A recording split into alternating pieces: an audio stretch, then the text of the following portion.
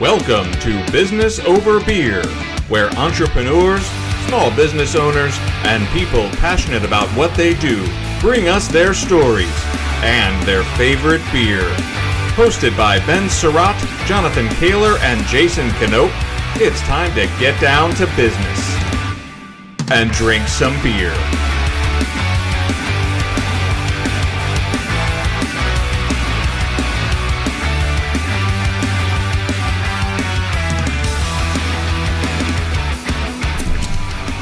Hey everybody, welcome to the Business Over Beer podcast.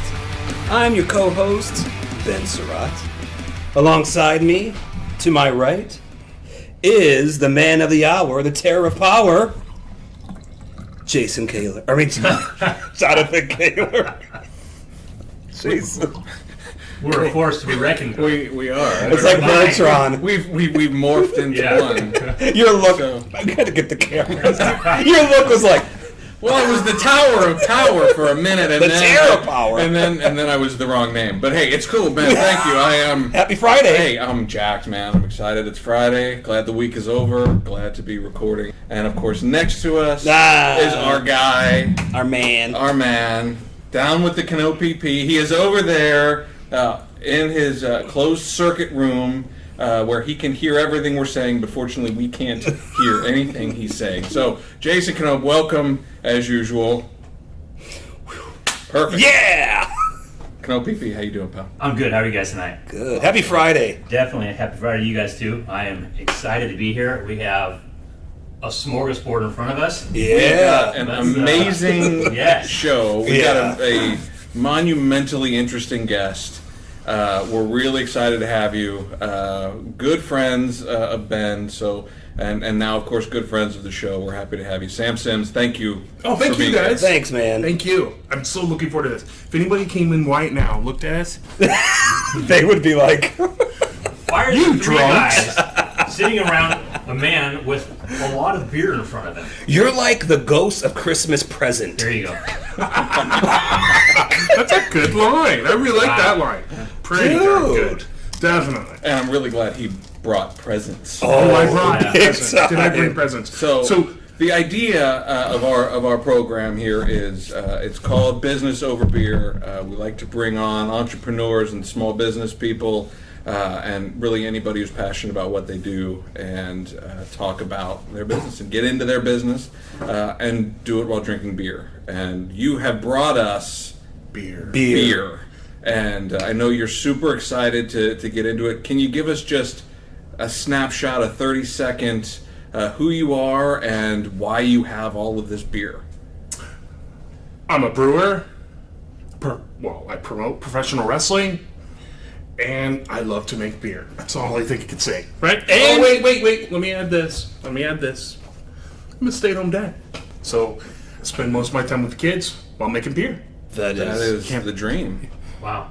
It can be the dream. Yeah, Tell us definitely. about what you just poured. Well, I poured what used to be called a Michael's Brown Porter. Sold it around town in Vancouver under another brewery that I used to run in the garage. This has been 7-8 years in the biz, and that was pretty interesting.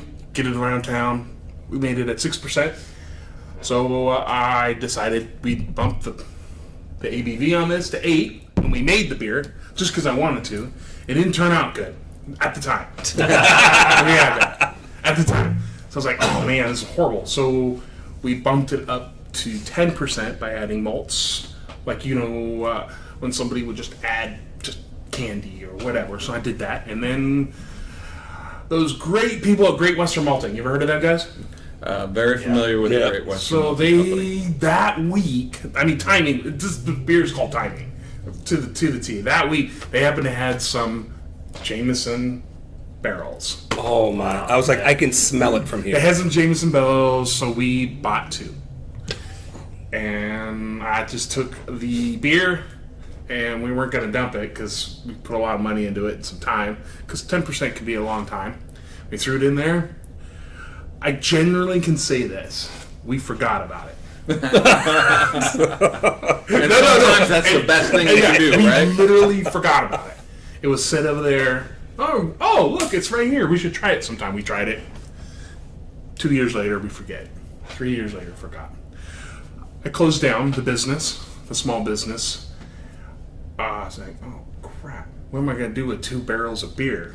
So I got together with some buddies, and we partied. and we literally bottled 2 barrels of beer in these 22s. And I capped them with, I'm going to pass it around to everybody. It's a red Budweiser cap. I'm so horrible about things like that. But, Budweiser? It's Budweiser. Budweiser. Yeah, Is it Czechoslovakian? Yeah, exactly. It's Budweiser. I just happen to have. It's so weird because you just get these things, and you somehow, I don't know. Don't ask me how I got it. It doesn't really matter. Got it. So I'm going to use these, and so now I've been passing these out like they're drugs, Shh, here you go, try that, try this, Took it to a birthday party in December and things like that. So I haven't had one this year. So this is the first time I've had one with you guys. No carbonation, so there should be a little sourness to it. It should be tart. You should taste whiskey. You should taste the honey in there because it's from a honey whiskey barrel, Jameson. And while you take a sip, I'll talk about it a little more because I know everybody. Let's cheers. And remind us again what year this was brewed originally. I brewed it in 2006. Okay. Wow. So 13 years ago. Right, 13 years ago.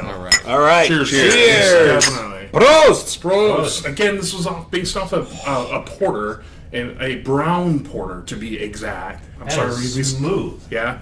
Wow. I guess I haven't had it this year. You just kind of. I'm down to, I think, a case left. Can you believe that? And so what would the ABV be now? I don't know. Probably 15, maybe. Who knows? But again, it's a beer, no carbonation. I mean, something like this, you almost don't want it. So, thoughts, Ben? I love it. I think it's good. I think it's. I'm glad it's cold because it'd be a different taste really warm. I'm glad that it's really cold. I think I would like it at room temperature.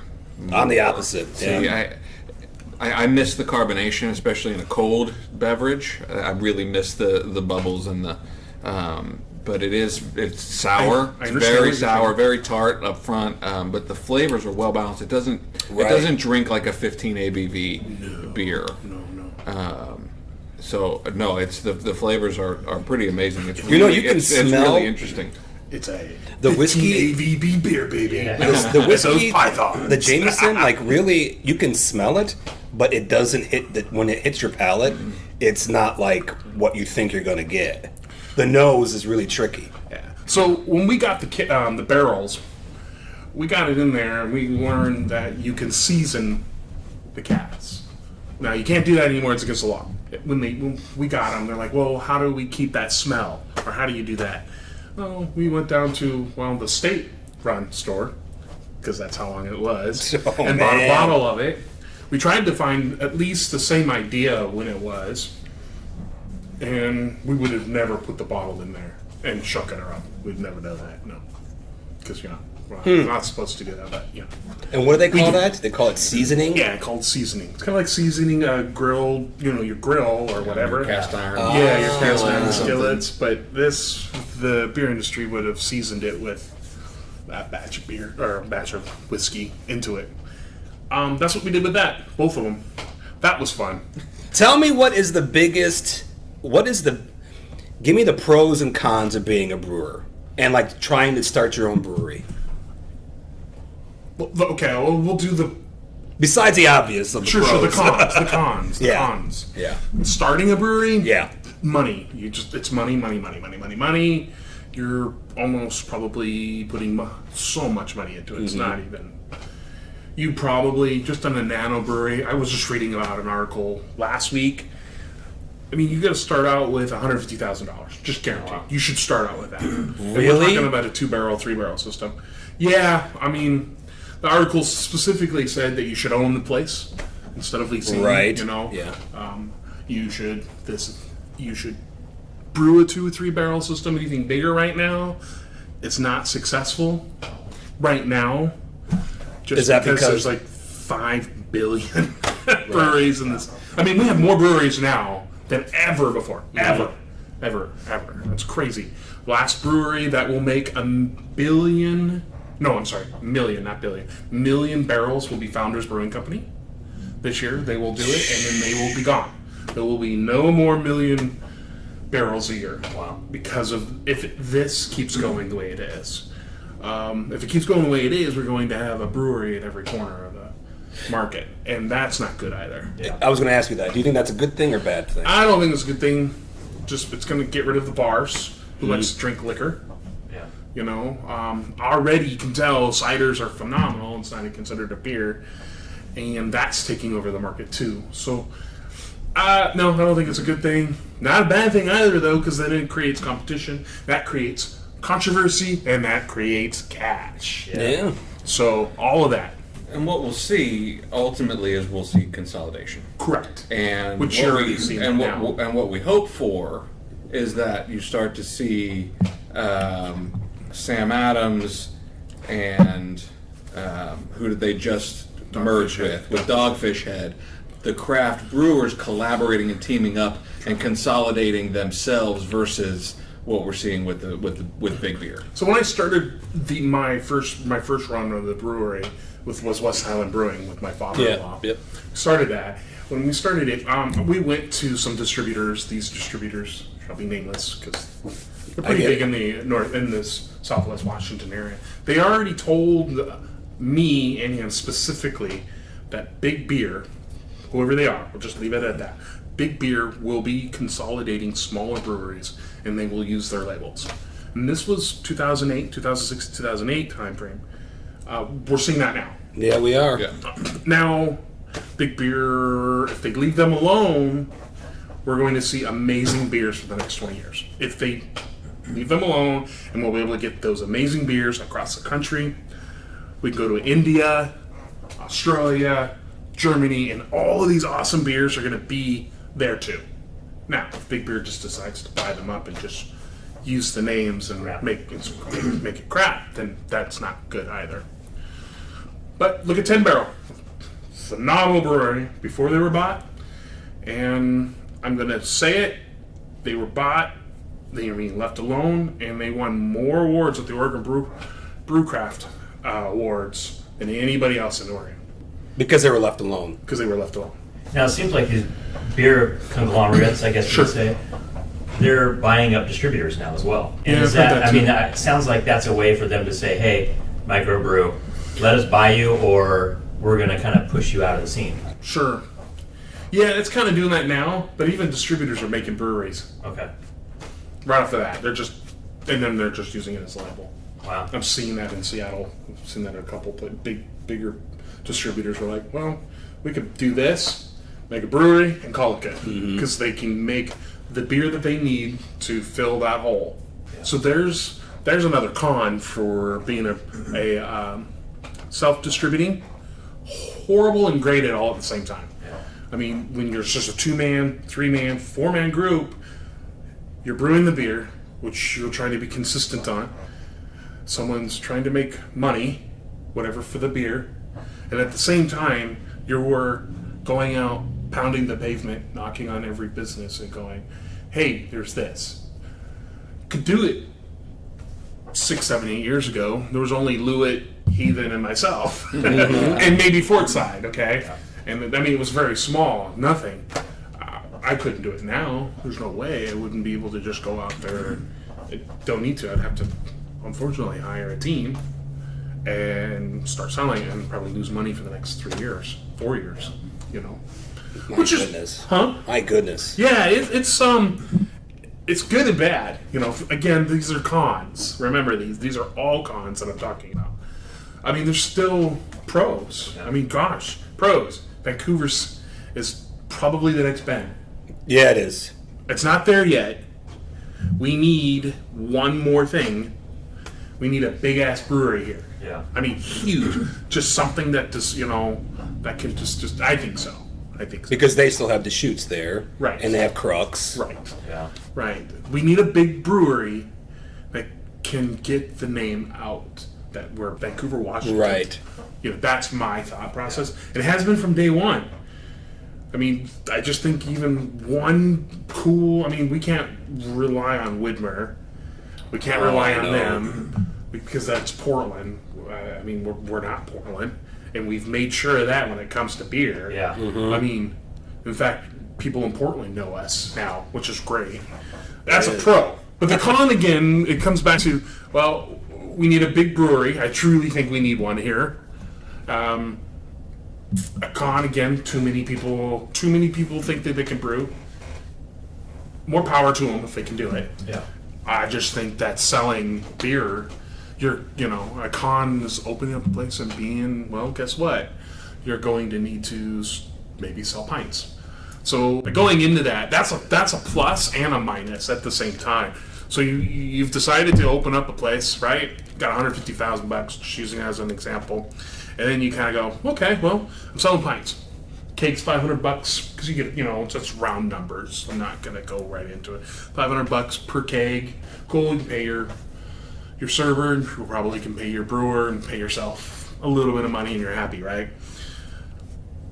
But how do you get your name out there? Yeah. Well, 9 times out of 10, you got a bottle. That takes away $100 from the keg, possibly. Well, remember, depending on your size, if you're doing 2 barrels or 3 barrels, you can't afford it already. You're done. You can't do that. Jeez. Yeah, you just can't. You can't bottle at 2 barrels, 3 barrels, because you have to survive off of what you're selling, right? Man. So the bigger you are, again, the zero cons, the bigger you are, and the smaller the bottle, the more money you make. And you got to hire Laverne and Shirley. Correct. Oh god, yeah. Yeah. You have to. Yes. Did you know, stupid tidbit, I'm going to go here, stupid tidbit. Did you know there is an opening, you can YouTube it, that she spits in one of the cans? Oh, really? That's pretty funny. That's awesome. Yeah, that's not a bad thing. You're right, by the way. It does get better when it's warm. All right. And Let me taste it. yeah. It's still, you're right, it's missing carbonation. But it also adds to the interestingness Yeah, of the beer. Yeah, I agree. Big time. It's really unique. I've never had anything quite like it.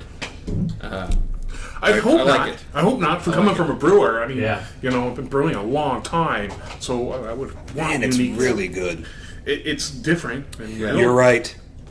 It does taste better. Say it again. You're right. So this is a good spot. Why don't you break into something else? Yeah, I since we kind of have a tartness in our mouth, we're gonna stick with that, even though I usually don't like to. But I wanted to open up with this because I wanted people's idea. It's like a good icebreaker. If you get what I'm saying? I get what you're saying. So I believe While you're pouring, I can't remember. Jonathan, do you have any homework that you brought with you to share with the class? Well, of course I brought homework, Ben. You know I did. Can you please reveal your homework? Well, last week, as you'll recall, last week you brought some Montana beers from your trip, yes. and I recall Ben saying it's from Montana, so I don't really know. Yeah. So It wasn't a thing against Montana. no, but I thought it was interesting. That led me to think, well, what is the Montana brew scene like, and what's So I looked it up, and it's just interesting that Montana actually has 92 craft breweries. Wow. Now again, Montana's a huge state. It is big. Yeah. But their population is minuscule. That's one for one. So they actually rank second in breweries per capita at 11.4 breweries per 100,000 adults over 21. Ranks second. Wow. Missoula, Montana, in a study that was actually just released here in 2019, Missoula ranks 10th in cities with the most breweries per capita. If you can believe that. Number 1 on that list In the state? in the states. Oh, This I'm was- going to say, hold on. Is it Oregon? No. Denver. Colorado. It's Portland, Just Maine. Number 1 in cities, Portland, Maine? breweries per capita. Thought that was interesting. All right, so what are we drinking? We're now? drinking here, guys. It's a 3.2% beer. I did it on purpose. The wife likes to drink light beers. Okay. She likes sourness, but she loves raspberries. I literally made 15 gallons of this, and it's 40 pounds of raspberries. Whoa. And I got it from a friend of mine We all just, I put it in the mash. Holy raspberry. It's raspberry to the... And so this beer should always be bubbling at all times. All the time. Just because at 3.2, carbonation pretty high. I don't know if I like that. Yeah. But, yeah. This is definitely... Yeah, you could drink that all day. You're supposed to. And this is that time of year, too, where here in the Northwest, we're just now starting to get our supposedly hot weather, So, right after the Brew Fest or during that Oregon Brew Festival, it's hot for like 2 days, and then it's... Yeah, it's going to be 91 next week. See, this is what you would drink all day long. How do we get this beer? You don't. You invite him to your garage. Or will you brew in my garage with him? Or you just invite me to a podcast. Hey, You ever heard of that? And I'll accidentally bring... hey, Hey, we have one. We should start one up. get some of this? So, Fantastic. yeah, it's a 3.2 beer. It's really good. I'll tell you a story. It's pretty good. It's 2 weeks ago. I went up to Kelso, and there's a new brewery called Explorer Brewing Company. Great people. Great. I've been with them. We've done some stuff with them. And so I brought up a growler of this, and I brought a growler of something else. And that growler, I wanted the other one, tasted horrible. It was bad. It's got like the butteriness and everything else. And so as a brewer, I'm very proud to take that bad beer and give it to someone else that's a brewer and have them try it, because you want to know, well, you're always learning in this industry. If you stop learning, guess what? Then you should not be brewing anymore. And it's the same way how I feel about professional wrestling, but we will get into that later. So we go ahead, I bring it to him, he drinks it, and he goes, well, I've had worse, which is good. But we found out what the problem was, and so, sorry, Dave. He's my boss. He's listening. He's the one that owns Heavy Metal Brewing Company that I work for. He took a sip. I'm throwing you under the bus, Dave. And he said, this is the worst beer you ever had. My goodness. So I hope you're listening, Dave, because I'm throwing you under the bus. You said this is the worst beer you ever had. He leaves and takes a sip of... Everyone else takes a sip of this beer that we're all drinking. And 4 of the brewers that were there's other brewers that showed up that day, said, this is the best 3.2 beer I've ever had. And Dave was not there. So Well, I can say this is the best 3.2 beer I've ever had. yeah, it's a 3.2 It's really beer. quite tasty. And that's that. My wife likes it. But the thing is, it's supposed to be kind of a champagne-ish beer. So it should always be bubbling. Yeah. And that way it will, because it already has a tartness that it's good, don't get me wrong, but the bubbles that get in it makes it kind of like Pop Rocks. Yeah. Pop Rock, yeah. Oh, Pop yes. Rocks. There you go. That's what I was looking for this beer. And it worked out real well. Yeah, it's nice. So I'm going to go back to our conversation about the cons Yeah. for just a few more minutes. Please do. So the cons are making beer. It's a con. It's a pro also, but a con is making beer that you think is good, first of all. Making beer that you think the customer will drink. And making beer that the rest of the world thinks, too. Because what I mean by that is, okay, so I'm making it, the person down the street's going to drink it, and then a brewer, an owner, a server, the guy cleaning kegs, the guy making the food, you're all in this to win awards. I'm sorry, there's an ego in here, too. There's a little bit of ego.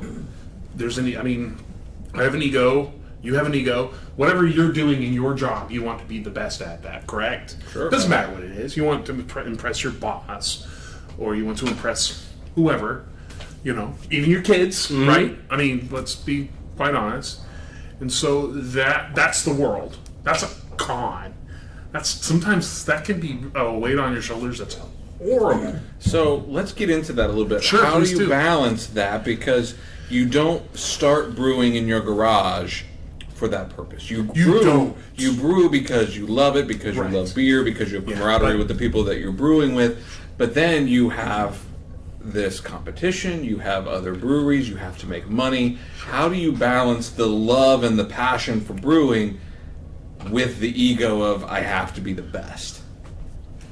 There's a balance. There's a huge balance. Especially, you have friends, family, pull your ass down. You need to stop. go back to Brewing 101 and just hang out with your friends, make beer. And trust me, I do that at minimum twice a month. Part of a father's group. Once in a while, 15 of us all get together and we brew a barrel batch beer. 3 people in that group have to be sober the whole time, which I'm one of them, actually. I'm just making the beer. And then we all bring kegs, and then we fill that up. But anyways, you do things like that just because you want to do that. You are just you constantly are trying to, I feel, this is all me. I'm not talking for anybody else. I think you should be making small batches of beers, just because. Because I brew with a 5-barrel batch, 7-barrel batch system. And it's pretty much a lot of the same stuff over and over and over again. So you need that for me, it's a creativity thing. So even small, big, or large, whatever, it's got to be a creativity thing.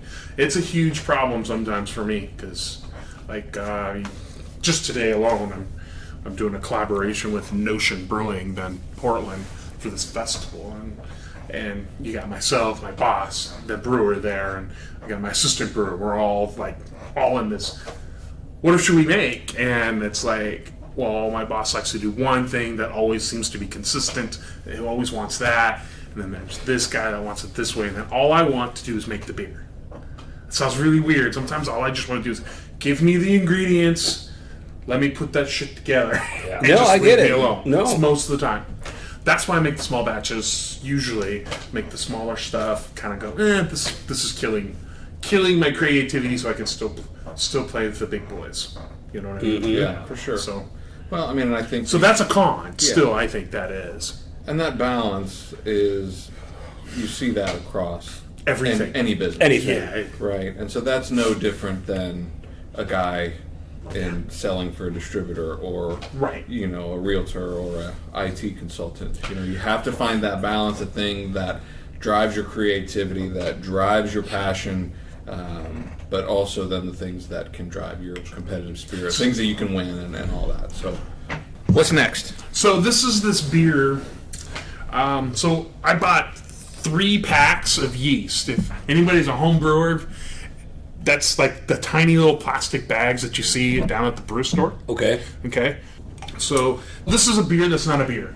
Okay. A reason for that is because we're not using it. We're only using this to harvest yeast. To make more yeast out of this. So it's a beer. Don't get me wrong. It's almost 4%. Almost. Whoa! So. Look at that. But the thing is it's not clear for a reason because we just used. Yeah, we're trying to use the yeast to make a barley wine. I was telling you that we want to make a barley wine that's going to be about. I'm planning on making it a 20% barley wine. I want to use this plus whiskey yeast. I plan to. Yeah, we're going to make 2 barrels of this, and then we're going to put it in. I'm hoping, really, I'm waiting on Portland Distillery to give me 2 tequila barrels and put a barley wine in the tequila barrels. Now that's going to be a very interesting thing. I'm bringing some unique beers because I love it. This is completely something. I love it. Even breweries won't give you these this type of stuff. This is what brewers would take home when they're cultivating their yeast. They'll take this home. This is what they call the bottom of the barrel. Beer, right? Pretty much, okay. Even though I literally made the bottom of the barrel on purpose, So this is bottom of the barrel stuff. That's a rye. We used everything in this beer's rye, and then for the hops, we didn't use any actual. We used liquid hops that a friend of mine from Hop Union. These are the same exact hops that are in here. Are actually produced to Heineken. No way. Yes, so these hops that you taste in here specifically are Heineken. Cheers. Salud. Hi. Yes. L'chaim. Don't pour it over the mic. Oh, please. No. It's okay. Club. So you're not trying to overhop it at all because you don't want that hops to go into the yeast. You don't want to really over malt it either because if you take too much malt, guess what? You're having to create more yeast. So that's a fine beer. Yeah. It's fine. Mm-hmm. It's fine beer. It's a beer that literally you can taste. Yeah. Yeah. Oh, yeah. It's a beer. You don't sell it, It's a but beer. it's a beer. Right. I don't know how else to explain to you how that would work. So, can you tell us a little bit about heavy metal brewing? I'd love to hear a little bit Sure. about the brewery and kind of what you guys are all about and where we can find So it. Dave, the owner of the Heavy Metal Brewing Company, he started about 4 years ago. He wanted a place that he says this all the time. He wanted a place for what it would look like in his garage. So, and I get that. I understand that from my point of view. So, him and I, we did some homebrew batches. I told him I worked for West Highland Brewing. His wife looked for my specific semi-famous Mango Moon. Oh yeah, that's And good. that Mango Moon. I couldn't stop. I hate that. I hate making that beer. We'll leave it at that. You That's hate it? Yeah, it's because I made it so much. It was so. Oh Yeah. man. Come to find out, after I stopped making it for 2 years, I decided to make another batch, and I understand why people like it now. So, well, anyways, the wife kind of, in a weird way, kind of helped me get the job. But to take a step back, Cody from the Vancouver Brew Fest that year, I went to go work for him, and he introduced me to Dave. He wasn't a brewer, he didn't have a brewery yet. He just had the shop, the bottles. He had the equipment, but it was getting licensed, and he introduced it to him. Dave was contract brewing through Doomsday Brewing. I didn't know that. Just before that, and so I went out and checked it out with them. Every once in a while, I'll just go to breweries and go, "Hey, you want help?" I'll just do it just to get out of the monotony of what I'm doing at work and figure out if they're doing it right, or if I'm doing it right, or if I'm doing it wrong and they're doing it wrong, whatever. Goes right back to your always learning. Right, yeah. So I'll go to Tuesdale, or go down to Fort Side. Hey, what are you guys doing? Just whatever. 9 times out of 10, luckily I can bring my kids. Yeah. Yeah, that's a big deal to me. Oh, yeah. That's a balance, So, anyways, so I went down there and they were contracted. Really got to know Dave there too, and so Dave brought me in. We did some home brewing a couple times. We kept track of it. We started. I've been there we've brewed officially over 70 batches. From our first batch was 15 gallons. Legally could sell it because that's when he was able to get the license. All the way up to now to almost a 7-barrel batch. So Heavy Metal is a bottle shop. Pizzas are dead on, in my opinion. There are better pizzas. Their pizza's but fantastic. They're fantastic. It's fantastic. That There are better pizzas because I like Giuliana's. I'm just saying, I love Giuliana's. Okay, and I love Chicago style pizzas. Yeah. So I like anything that's like pretty much. I have to use a fork for my pizza. Yeah. Okay, and I like New York style pizzas too. Nothing wrong with it. Yeah, I like to roll it up. I just want something that it really, a pizza to me it's got to be big. It's got to be lifelike, percent. Huh, that's surprising given your big and lifelike personality that you would eat pizza and drink beer in the same kind of manner. Right? Oh, no. I'm shocked by that. Yeah. How do you like you pride yourself at this, being a stay-at-home dad? And that's awesome, because I did that for about a year and a half while I was not working and we're starting up our business. Sure. I can appreciate that. What is it like? How do you like it? It's rewarding. It's fucked up. And it's, not a lot of dads are doing it. Yeah. I think A lot more now. A lot more than before. Thank goodness. And then I don't know. It feels like I have a nick for it a little bit. I guess it's kind of good, kind of bad. I can't take the kids to a bar. I mean, I can't just walk in and have. I actually don't drink when I have the kids. If there's not an adult in the house, it's a rule. Even when I take them to the brewery and I'm cleaning cakes, I don't drink at all. Zero. I have a zero tolerance for that because just in case something happens, my luck. If I have 2 pints of beer, guess what happens? Somebody busts a tooth and got taken to the hospital. Oh, I can't drive. So Yeah. I think things like that, that kind of bites. So it's rewarding. It's different.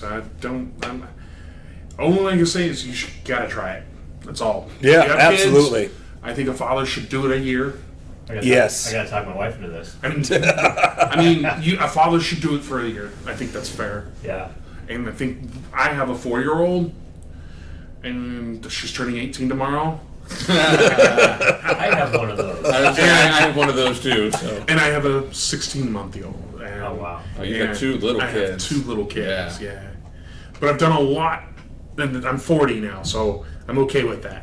I've done a lot within that time period, I feel. And I'm like, it's fine. Plus, I'm the artist in the relationship between me and the wife. I want to create stuff. She does not. Yeah. So, she wants to be the one that's, I guess, supportive. Now, I'm not saying I don't, but if she wants to do that, let her do that while I can come in here and drink with you guys. Or while I can go make a batch of beer. Yeah. Next month, or is it next month? I'm going to the Great American Brew Festival. Yeah. With my father-in-law. He gets, if anything, him and I are not working together anymore, but he gets all the benefits of being a brewer. Which is pretty cool. That is awesome. Yeah. One of the things you were telling me, though, is like you enjoy being the dad at home because you get to have that one-on-one time that you would miss if you were working all the time, because you'd be working long hours, dude, if you were brewing all the time. Yeah, Heavy Metal's a small brewery, so it's got 3 tanks. I brew once or twice a week. It's part-time work. Mm-hmm. I clean kegs at home. I go to work, pick up the kegs, take them home, and I clean them there. I take advantage of that. My boss definitely takes advantage of that. Because, why not, right? I pick up the grains with the kids. I'll go down to Great Western Malting, go down and pick up the yeast with them and all that. Again, the only time the kids are not with me is literally when I start the hot water. Wow. Yeah, so could be brewing during the week. For brewing during the week, kids get picked up from the wife around 5 or 6 o'clock at night. I won't start. I try not to do it at all with the hot water. That's just because, again, we're open to, so... Yeah. Other things like that nature. But going back to it, though, Heavy Metal is a brewery. It's got big... We should hit 250 barrels this year. Nice. Wow. It's doubles. We should hit that, I believe. And we have about 10 to 12 taps. We've even gone up to 16 of just Heavy Metal brewing taps. We have a very small, but yet very well done, sour process also. Hate sours, so everyone else has to drink them. I don't, of any kind, except recently I got introduced to kettle sours. I'm thinking I'm liking those. I'm not sure yet. What's a kettle sour? Yeah. So what a kettle sour is a beer you make. Pretty much make it from the mash. I've not made one, so don't quote me completely. You boil it. You leave it alone for 24, 48 hours in the kettle. You hop, and then you start it up again, hop it for an hour, cool it down, and you put it in the fermenter and sour it up some more. Wow. Very cool. You have a mystery beer. So instead of Angie's mystery beer, I said, Sam, bring me a good mystery beer and make it as strong as you can. And I went the opposite, by the way. So I've been making this beer for a very long time. It's on tap at Heavy Metal, but this beer is always on tap at my house. I make it at home. I make this beer at Heavy Metal. It used to be called Harris Hawk, another brewery that I owned, with West Highland Brewing. People would call it a pale ale back in the day. There's no such thing as pale ales anymore here. It's gone. I think they're coming back though. They're a little bit. No. What they're called?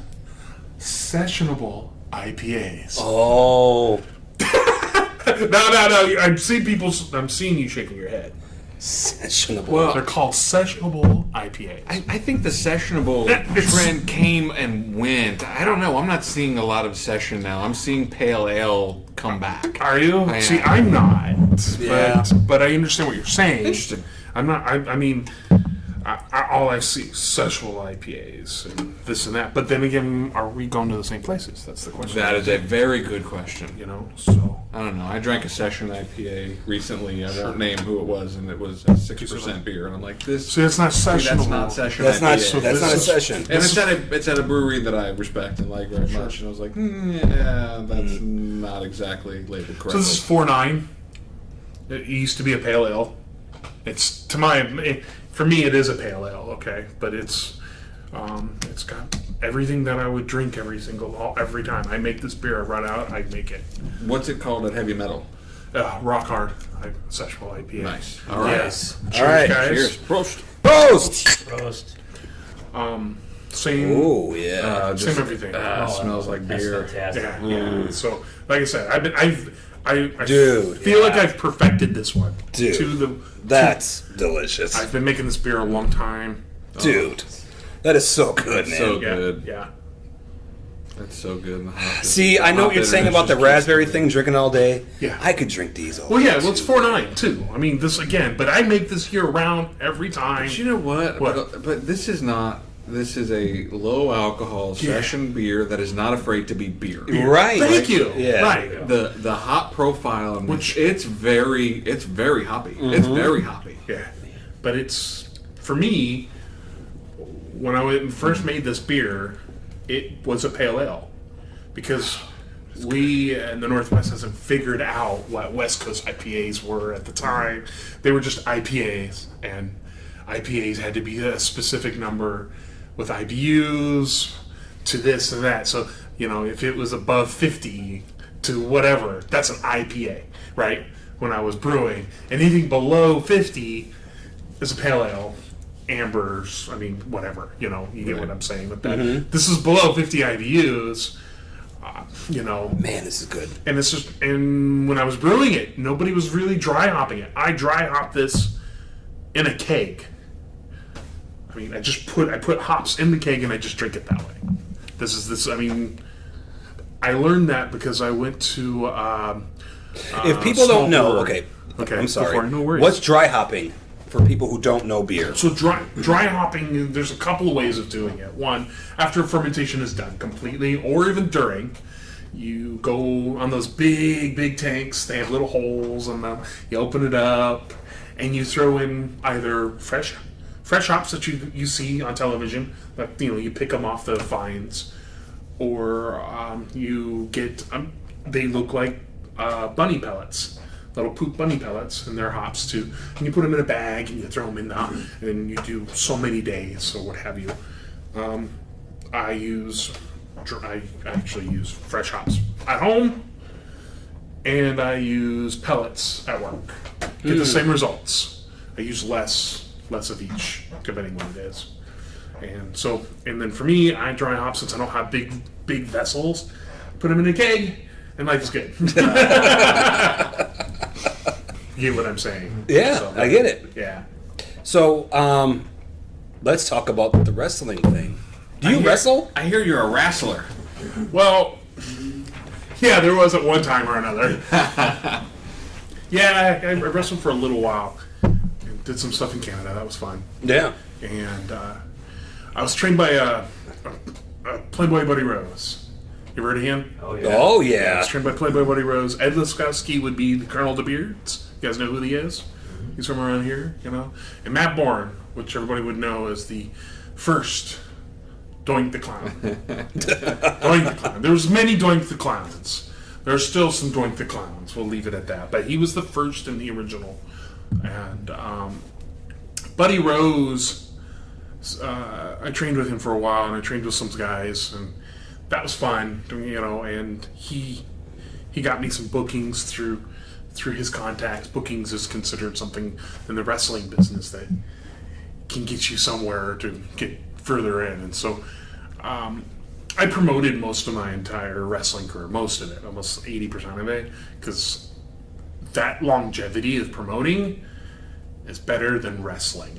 Oh, I bet. So don't get me wrong, I spent 3 years, about 5 years ago, nothing but wrestling. 6 years ago, and I wrestled. I I decided I'm going to go ahead and promote this thing. I do a promotion. At the time, it was called SCW. It was called Squamish Championship Wrestling up in Bremerton, and we did that for 5 years. And then I promote. We changed the name because I wanted a smaller venue. It does its own thing, and we charge more money. And it's kind of a small. It has a Japanese feel to it now than anything else. Anyway, it's called Underground Wrestling. It seems to be better. People feel the intimacy. The ring is literally like it. The wrestlers walk by, and you could smell their BO when they're wrestling. Yeah. Okay. Well, just that's how it goes. That seems to be kind of the thing right now. I'm mostly a manager now. Again, longevity here. You guys. Right. Don't remember. I've taken my bumps. I've definitely done all of that. I've even thrown a few kegs in the ring. But I've been promoting a long time, and promoting is a lot like, selling beer. You just gotta sell tickets, things like that. I wrestled, gosh, I don't know. It's been a long time. So let me think here. It's been, just wrestling-wise, it's 10 years. And then promoting is almost 18 years, 19 years. And Playboy Birdie Rose said, you will live longer if you're a promoter, but you'll be hated longer. How did you get into that? Like, did you just say... I was working at the theater. I was like I was a projectionist. And so I've been a wrestling fan. Literally all I think we were all wrestling fans. I'm a wrestling fan all my life. I mean, I remember living here in Vancouver, and when the cable company finally rolled out, I was 5 or 7, 8 years old. Finally, the cable rolled out. I was able to order WrestleMania 5. Okay. Mm-hmm. No! To this day, I don't know why Hulk Hogan, Macho Man. Right. Hulk Hogan is the reason why I watch wrestling. Sure. I met him. Yeah. I met Hulk Hogan. Cool. And he was awesome. Oh, I bet he was. I mean, Hulk Hogan's the reason why I watch wrestling. Steve Austin is the reason why I'm in wrestling. Explain that. Explain that, yeah. It's because of the WWE. I mean, Steve Austin's just that I hate my boss mentality. Yeah. Back then, you remember that? So it's kind of in that stage where Steve Austin was the most popular guy, and I was working at the theater, and I see Playboy Buddy Rose walking in, and Playboy Buddy Rose in this neck of the woods is just as popular as Steve Austin. Okay, I mean, he may not be worldwide. Well, yeah, maybe even worldwide, but not as, you're like, oh, well, he gets free drinks from my point of view. He gets everything, And he said he's going to start a wrestling school, and I was like, really? huh, yeah, exactly.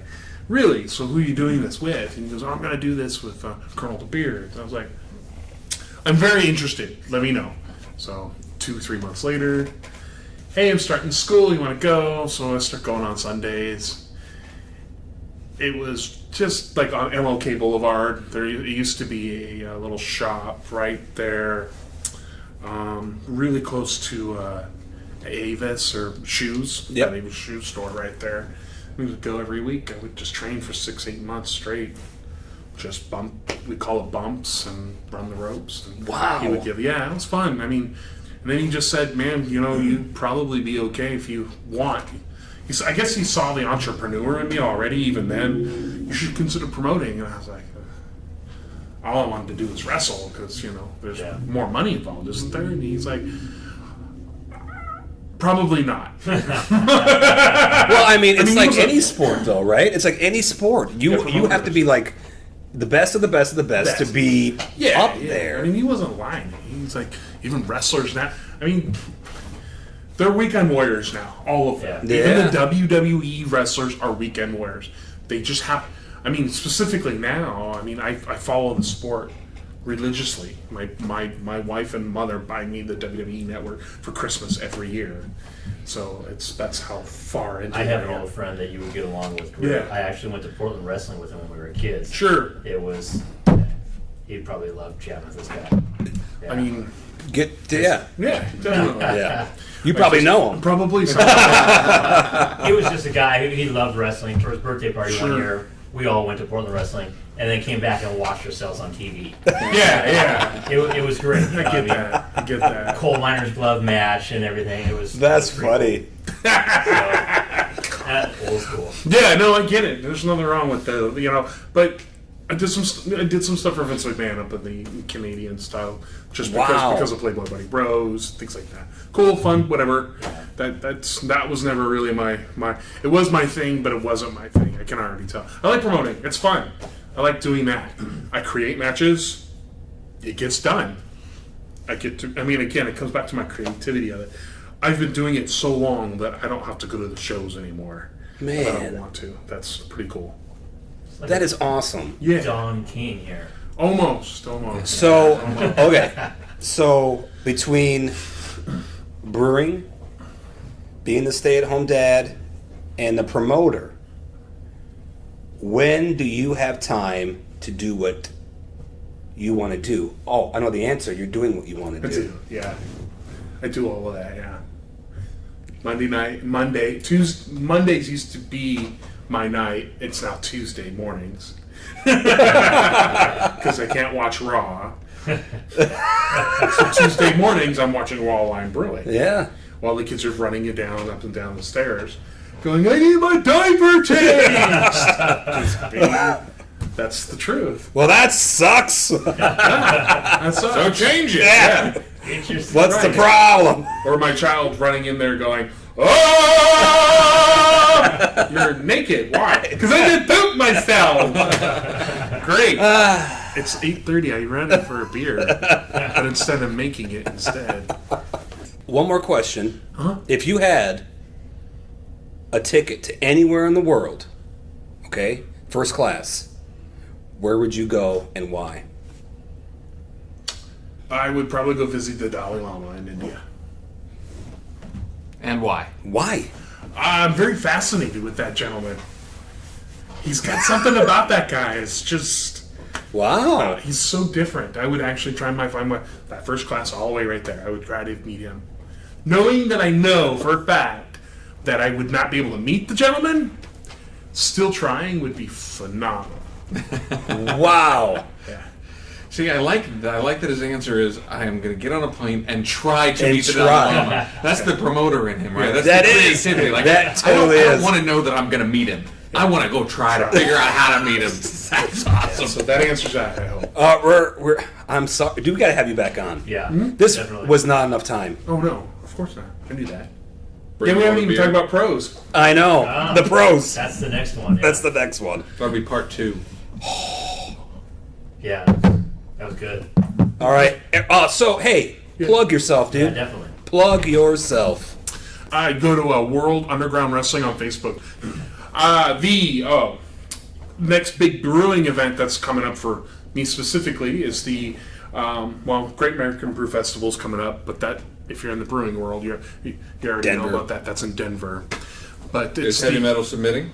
we'll have 6 beers there next week, and we're going to be having, I think, 6 beers actually shipped there, which is nice. Wow. Yeah, and I'll be there drunk the whole time. And I'm going to a wrestling show in Denver.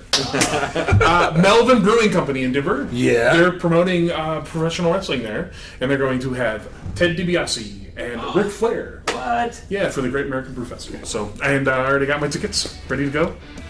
Very cool. That is awesome. Thank you, brother. You're welcome. Hey, I thanks for coming. appreciate it. Thank you very much. Thank you so much for listening, and we will see you next week.